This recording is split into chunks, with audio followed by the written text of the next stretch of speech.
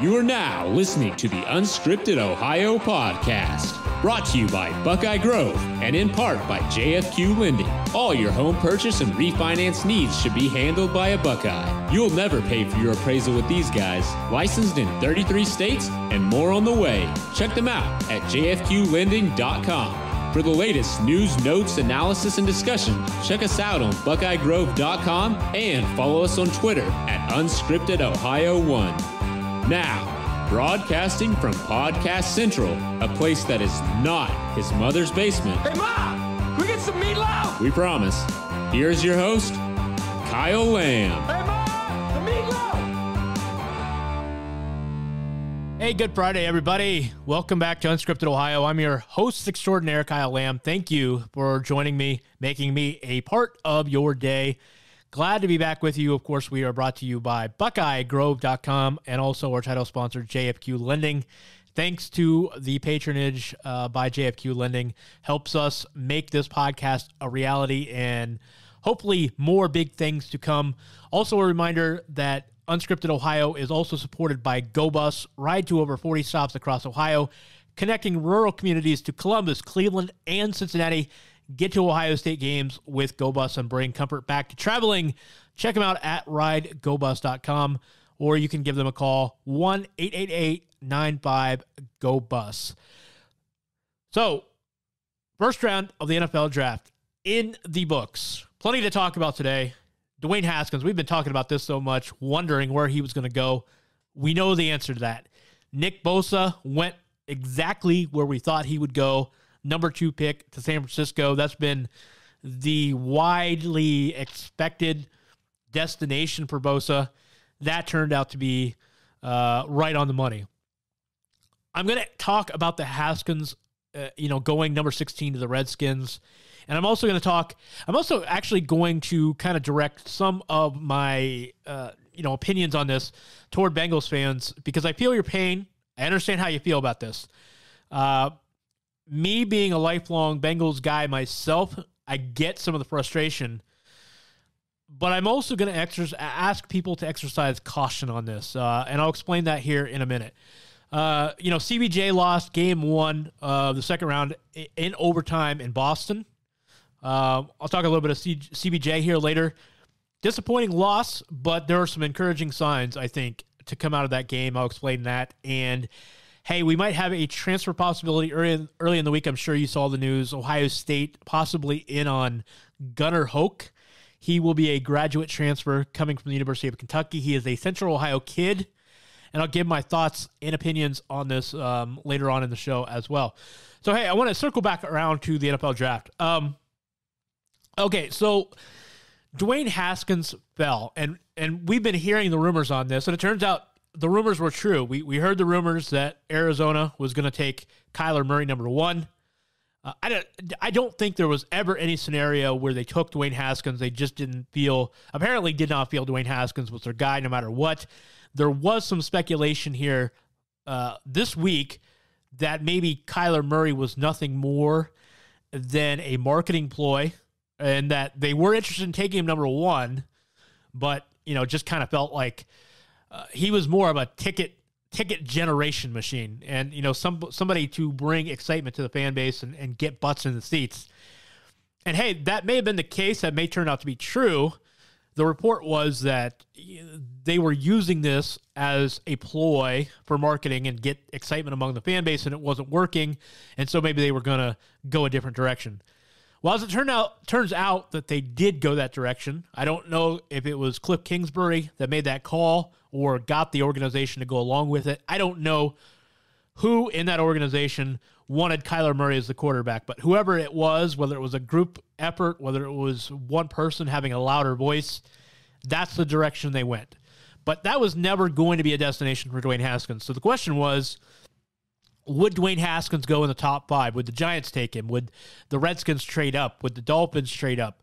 Somebody else, was there anybody else out there that wanted a quarterback bad enough and grab Dwayne Haskins? And it turns out the answer was no, nobody wanted him, at least enough to trade up or grab him in the top 5. It turns out the report where the Giants, wanted Daniel Jones over Dwayne Haskins turned out to be true, because that's who they drafted. It turns out the Dolphins did not go the direction of a quarterback. And the Bengals were sitting there at number 11. A lot of Bengals fans listening to this podcast, and myself included, I was kind of hoping the Bengals would go in the direction of Haskins. But it turns out he did not. He slipped to the Redskins. Now, I see a lot of people saying, well, good for him. He gets to go home. I think for him, home was New Jersey growing up and wanting to play for the Giants. I don't think playing for the Redskins is necessarily home for him. And the funny thing is, you can spin this, well, good for Dwayne. At least he's going to a better franchise. Is he really? I mean, the Redskins have had 5 winning seasons in the last 20 years. I'm not sure that Dwayne Haskins is better off in Washington. I think he would have been better off in Cincinnati or Miami. There are plenty of other organizations. I think Haskins would have been much better off than Washington. But hey, kudos for Washington for pulling the trigger on this, and they didn't do something stupid that was suggested they might, on Tuesday or Wednesday. Would Washington sell off the farm? Daniel Snyder take over control of the draft and then move up into the top 5 and throw the ranch out to somebody to trade Haskins. That did not happen. They were able to get him by staying put at 16, and he fell into their lap. But Bengals fans, understandably frustrated with Haskins not going to the Bengals at number 11. Look, I think we have to admit something here. I thought Dwayne Haskins is and was and will be the best quarterback in this draft class. That's my personal opinion, and most of you share that opinion. I don't understand drafting Daniel Jones ahead of I don't understand drafting Kyler Murray ahead of Dwayne Haskins. I especially don't understand drafting Daniel Jones or Kyler Murray or Drew Lock. I mean, Drew Lock did not go ahead of Haskins, but I don't understand any of those guys going ahead of Haskins. But as Ohio State fans, and in this case, also Cincinnati Bengals fans, since I'm kind of lumping this discussion in simultaneously, okay? I think you have to take a step back and ask yourself, is it fair to rake the Bengals over the coals for not taking a quarterback that at least 3 other franchises in the market for a quarterback did not take ahead of them? Because the Bengals, I'm not saying Andy Dalton is the long-term answer. We know he's not. But Andy Dalton is a serviceable, solid quarterback that you can win games with if you have a talented roster around. We've seen much worse quarterbacks than Andy Dalton win a Super Bowl. Trent Dilfer comes to mind. Eli Manning, I don't think he's, even in his prime when he was playing better, I don't think he was a better quarterback than Andy Dalton. We have seen guys win Super Bowls that are not very good quarterbacks. Andy Dalton, I'm not saying you want to build a franchise around him, but he's not the Bengals' biggest need or the biggest problem right now. If you watch the Bengals in the last 2 years, they couldn't run the football. The offensive line was horrible. Now, pass protection this past year got a lot better. They protected Dalton a lot more than they did the previous season, but they still couldn't run the football. And even so, pass protection was just okay. It wasn't great, but it was a lot better than the previous year. That offensive line for Cincinnati is a mess. And, I got into this discussion on Twitter.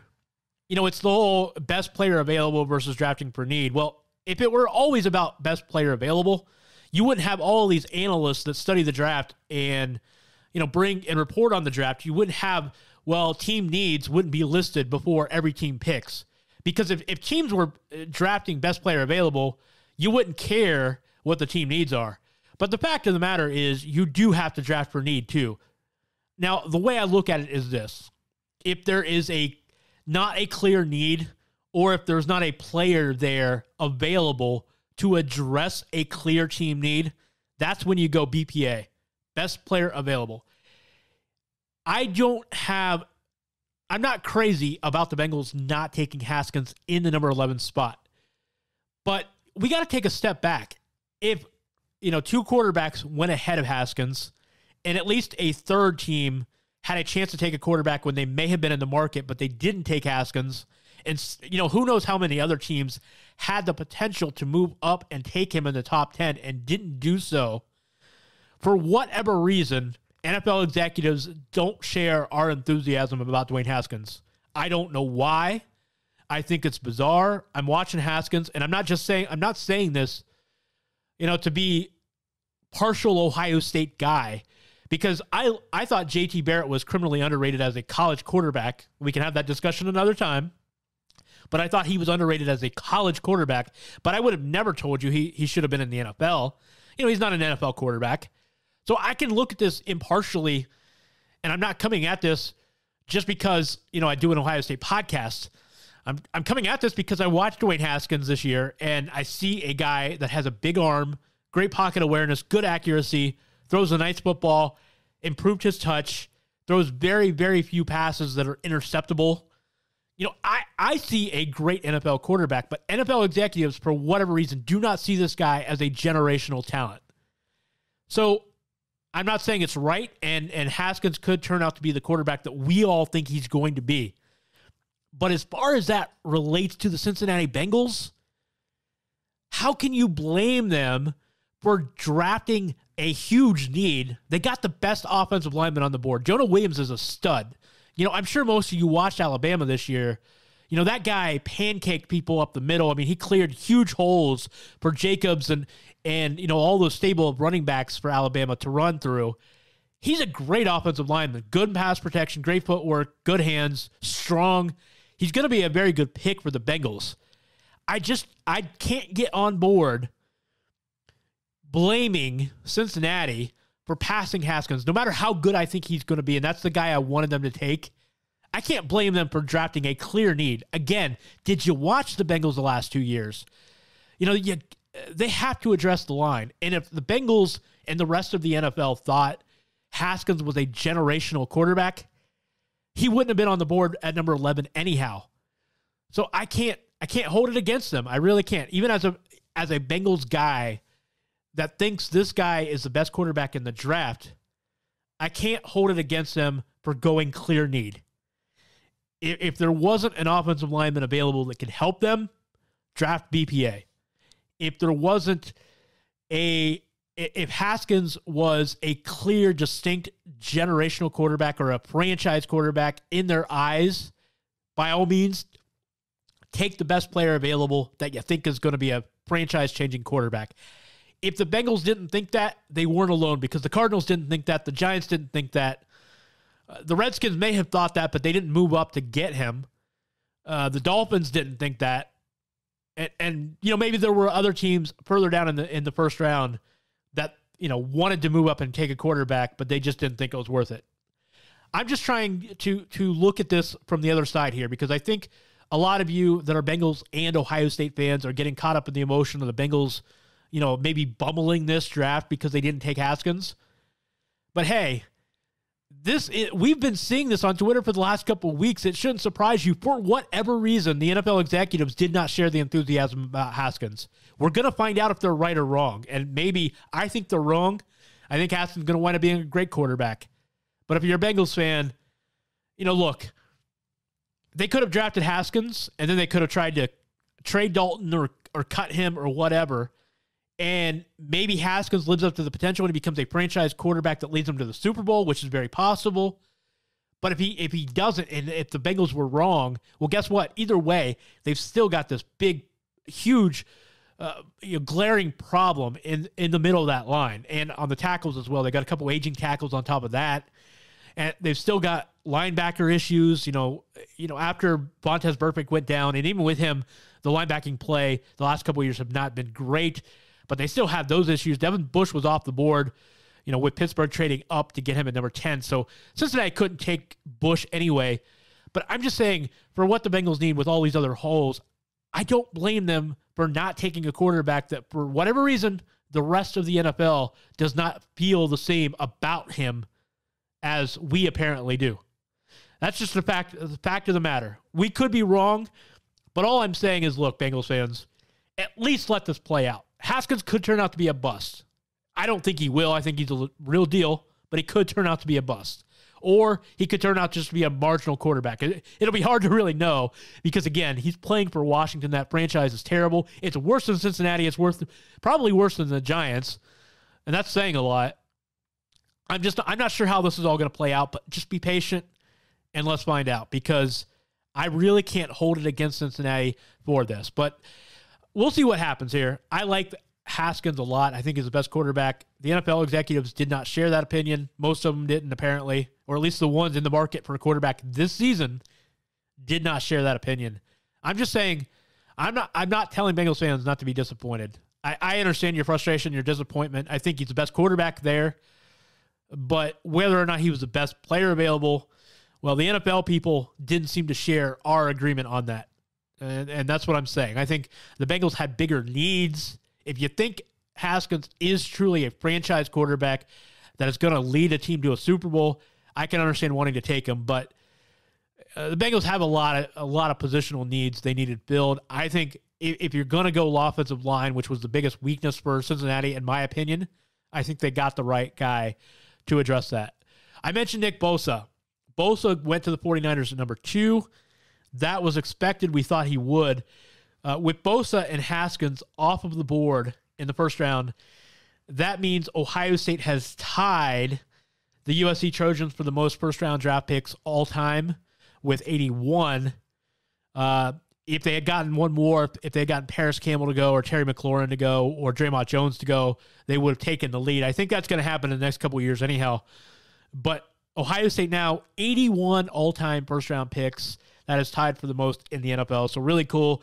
The success of Ohio State in the NFL draft continues. Alabama and Ohio State, I don't know if you saw this from Chris Felica the other day, but in the first round in the last, 10 years, the first 2 days of the NFL draft in the last 10 years or whatever, Ohio State and Alabama have combined on 14% of the total picks.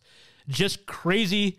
A lot of success from those two programs. Of course, Alabama having more success with the national titles and the playoff appearances, but Ohio State getting a title and having a ton of talent come through, and I don't think that's changing anytime soon under Ryan Day.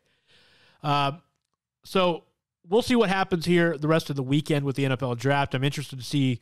I said a couple months ago, I think Terry McLaurin will be picked in the top 100.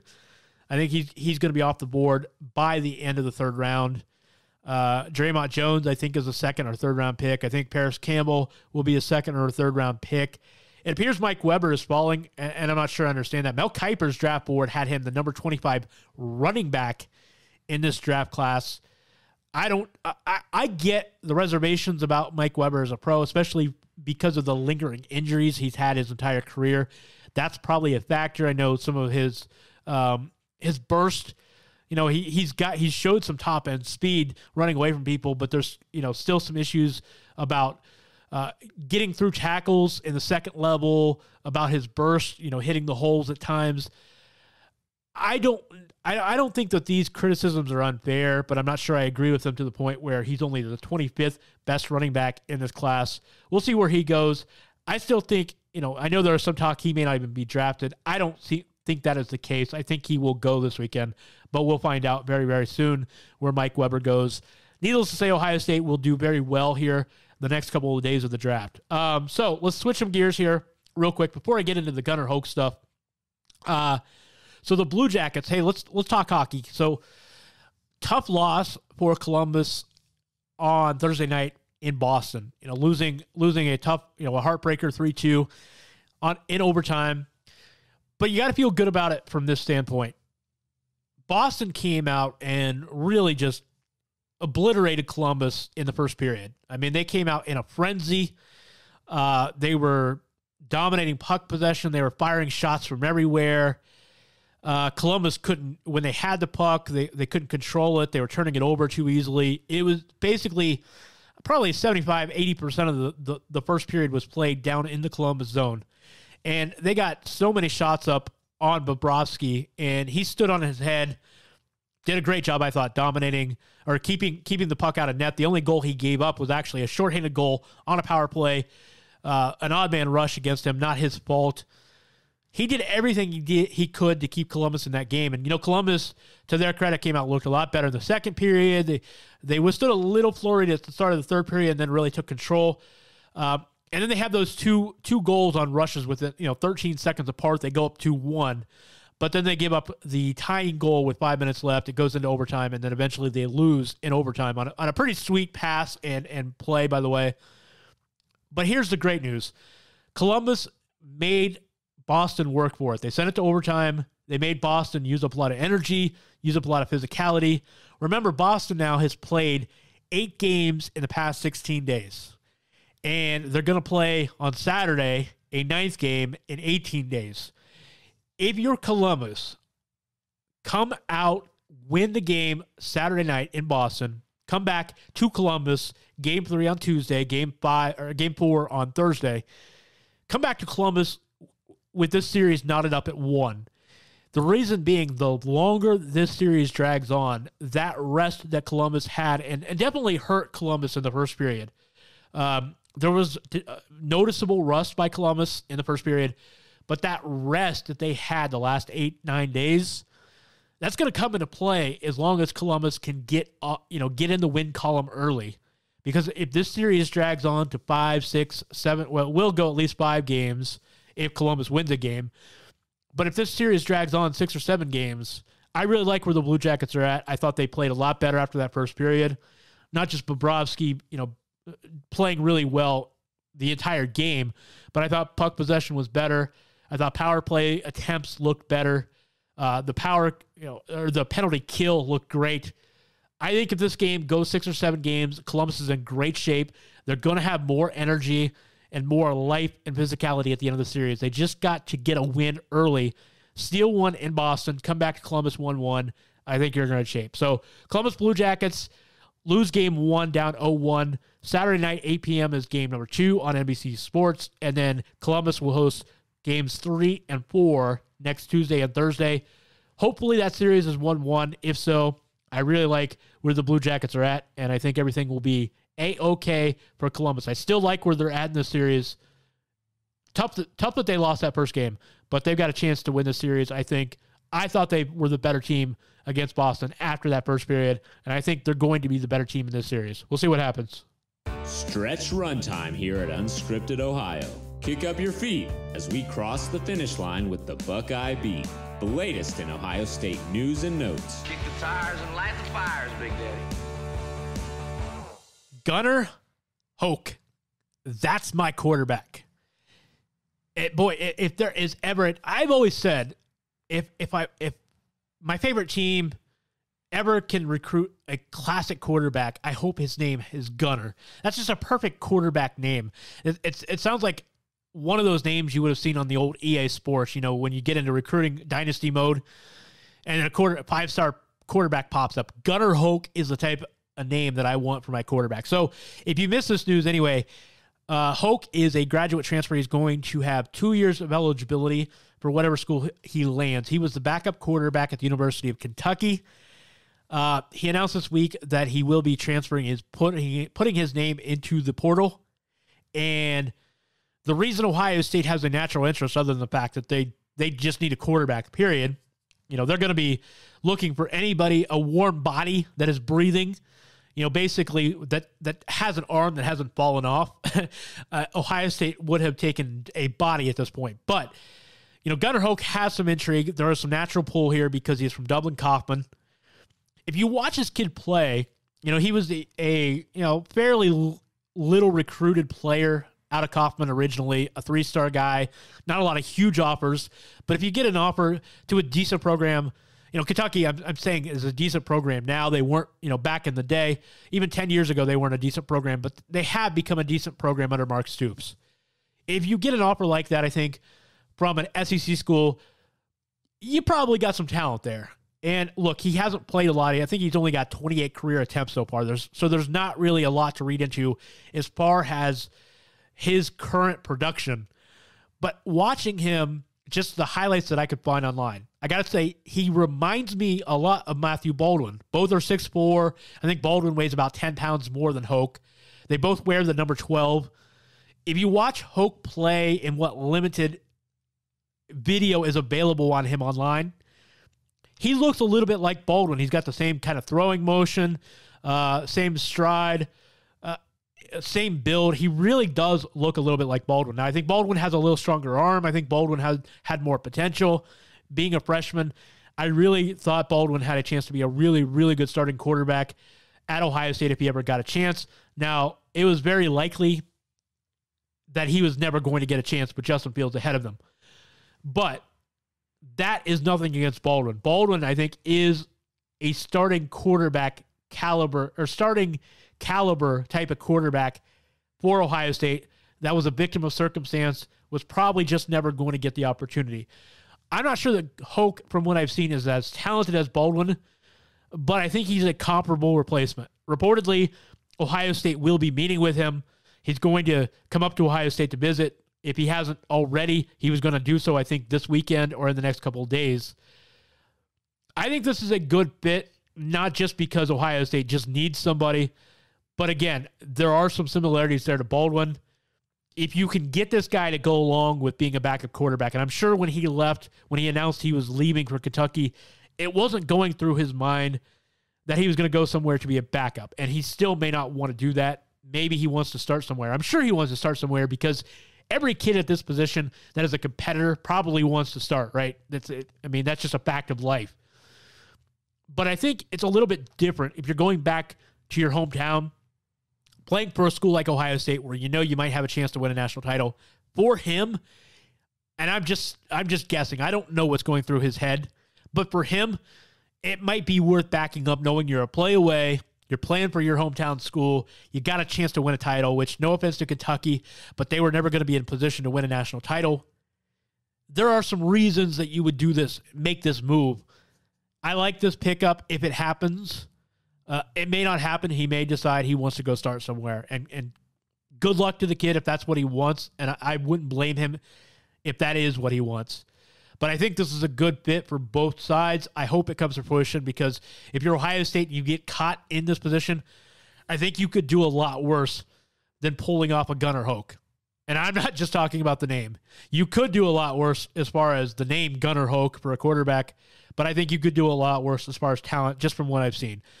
Again, I'm just going by very, very limited sample. He could turn out to be, maybe he doesn't even beat out Chug if he goes to Ohio State. I don't know what's going to happen there, but we'll see. Gunnar Hoke, quarterback at the University of Kentucky, transferring, maybe visiting Ohio State, may wind up at Ohio State. He will have 2 years of eligibility, immediate eligibility, so he would arrive this fall with the ability to play right away. And again, one play away. It just takes one play. If Justin Fields gets hurt, look, if Justin Fields gets hurt, that's probably Ohio State's goals and aspirations are probably finished anyway. But as far as if he gets hurt long term, if it's a situation where he twists an ankle, has a sprain or something, comes out of a game, and they're up 3 touchdowns, a guy like Hoke can finish that type of game. But if he gets hurt long term, if you have a season-ending injury and you have to rely on anybody else, you're probably in trouble. That's probably the case anyway. So all you need is a guy to come in, take the reps, maybe able to do a little bit of mop-up duty. And if there's a pinch, a small injury that isn't a lingering type thing, hey, you can still win games, and your overall goals, your aspirations, the big picture stuff is still in play. So that's all you can hope for with a transfer like this. Anyway, that's going to wrap it up. So, again, reminder, we got the NFL draft coming up the rest of the weekend. We'll talk about all of that on Monday, what happens with the rest of the Ohio State guys. CBJ, Saturday night game 2, 8 p.m. on NBC Sports Network. We'll talk about that on Monday, and we'll keep an eye on the Gunnar Hoke stuff. Obviously, if Hoke comes and goes and that nothing comes with that, then we'll keep an eye on whatever options maybe in the pool for Ohio State as a backup quarterback, because the Buckeyes need somebody. Even if it's just a warm body, they need another quarterback desperately. You hope it's somebody that can contribute, but they're going to need another one for depth purposes no matter what. That's going to do it for me for the weekend. I hope everybody has a great one. Remember, you can catch us on Buckeye Grove every Monday and Friday. Catch us on SoundCloud, iTunes, Google Play, Stitcher, and Spotify. You can follow me on Twitter at KYLam8. Hope that you do. Feel free to hit me up. We'll talk some draft this weekend. We'll definitely talk some Blue Jackets this weekend. Whole bunch of stuff. So, hey, have a great weekend, everybody. We'll catch you Monday. You can get new episodes of Unscripted Ohio on Mondays and Fridays exclusively at BuckeyeGrove.com or anytime on SoundCloud, iTunes, Google Play, or Stitcher. Be sure to subscribe to stay up to date on all things Ohio State.